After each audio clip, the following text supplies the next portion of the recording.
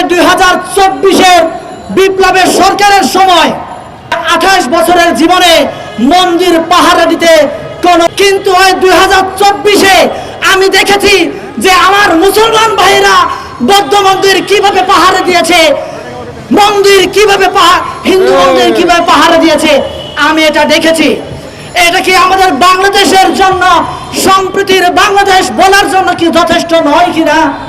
তারপরও ভারতের মিডিয়া আমাদের বাংলাদেশকে নিয়ে নানা প্রপাগান্ডা ছড়িয়ে বেড়াচ্ছে।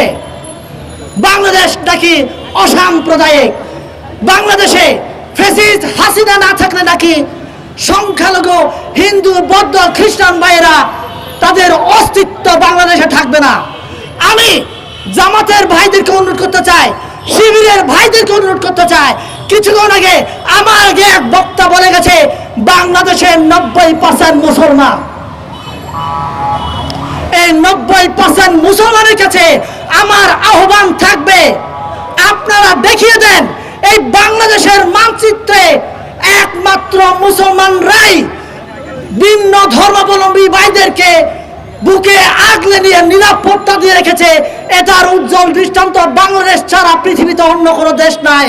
এটা আপনারা দেখিয়ে দেন, আপনাদের কাছে এটাই আমার আহ্বান থাকবে। তাহলে আজকে কে হিন্দু মারা গেল, কে মুসলমান মারা গেল, এই বিচার বিশ্লেষণে আমাদেরকে সমাবেশ করতে হবে না। আজকে এক হিন্দু ভাই মারা গেলে আমাদেরকে সাম্প্রদায়িক ভাবে আমরা নিয়ে যাই, এক পাহাড়ি মারা গেলে এটা সাম্প্রদায়িক নিয়ে যায়। আমরা সাম্প্রদায়িক ডানা বাঁধতে বাঁধতে বাংলাদেশকে এমন ভাবে এমন জায়গায় নিয়ে যাওয়ার চেষ্টা করছে যাতে করে আমরা আমাদের মনের অজান্তেই আমরা ভারতের অঙ্গরাজ্যে ঢুকে যাই। আমরা ভারতের অঙ্গরাজ্য হতে চাই না। এই বাংলাদেশের প্রত্যেকটা মানুষ ভারতের অঙ্গরাজ্যের মধ্যে থাকতে চায় না, আমরা স্বাধীন বাংলাদেশে থাকতে চাই। শুভেন্দু বলেছেন এরা নাকি আমাদের বাংলাদেশের বর্ডারে এসে হামলা করবেন, সমাবেশ করবেন। আমাদের বাংলাদেশে 18 কোটি মানুষ কি আঙ্গুল চুষবে নাকি? আপনারা বলেন আমরা কি আঙ্গুল চুষবো? আপনাদেরকে আমরা দেখে দেব। আপনাদের 7 সিস্টার আমাদের হাতের ইশারায় থাকবে।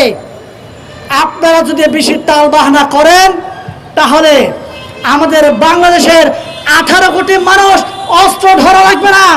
একটা একটা লাঠি নিয়ে যদি আমরা ভারতের দিকে অগ্রসর হই তাহলে আপনাদের অবস্থা কি হবে আপনারা চিন্তা করে দেখুন। 7 সিস্টারের ভাইদেরকে অনুরোধ করছি, তা আপনারা মোদির পা আর চাটবেন না। মোদির পা চাটবেন তাহলে আপনারা সুখে থাকবেন না। সুখে থাকতে চাইলে আপনারা বাংলাদেশের পাশে এসে দাঁড়ান, বাংলাদেশের নাগরিকের পাশে এসে দাঁড়ান। তাহলে আপনাদের জিডিপি থেকে শুরু করে সামাজিক, অর্থনৈতিক, রাজনৈতিক প্রত্যেকটা জায়গায় আপনাদের মুক্তি মিলবে। অন্যথায় আপনাদের মুক্তি নাই। মুক্তি চাইলে আমাদের বাংলাদেশের পাশে দাঁড়ান। আমরা শুভেন্দুকে হুঁশিয়ারি দিয়ে বলছি, আমরা এখনো মরে যাইনি, আমরা বেঁচে আছি, আমরা বেঁচে আছি। বাংলাদেশের দিকে চোখ তুলে তাকাবো, ওই চোখ আমরা উপড়ে ফেলবো, আমরা উপড়ে ফেলবো। মোদির ইশারায় চলিও না ভাই।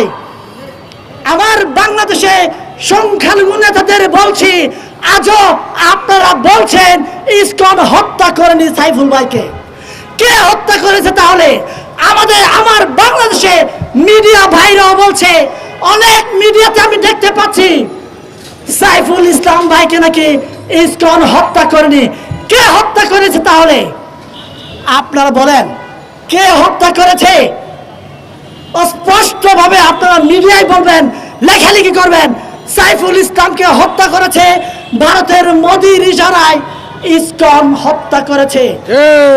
এটা আপনারা স্পষ্টভাবে লিখবেন, কোন টাল বাহানা করে কোন হেডিং দিয়ে আপনারা লেখালেখি করবেন না।